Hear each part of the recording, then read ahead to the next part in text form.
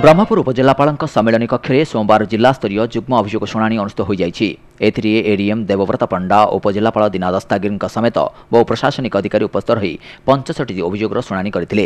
एठारे जनकू रेडक्रॉस पांठि 10,000 टंका प्रदान कर प्रत्येक विभाग जिलास्तरीय अधिकारी ब्रह्मपुर उपखंडर समस्त तहसिलदार और बीडीओ जुग्म अभियोग शुणाणी उपस्थित थे।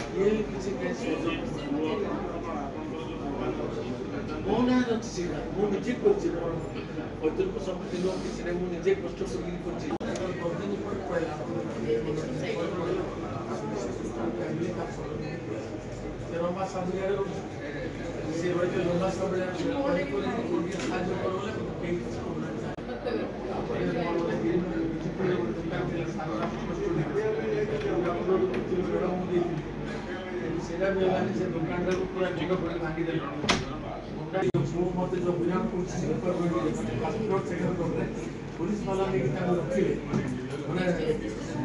बिल्डिंग प्राय 2 वर्ष रखिले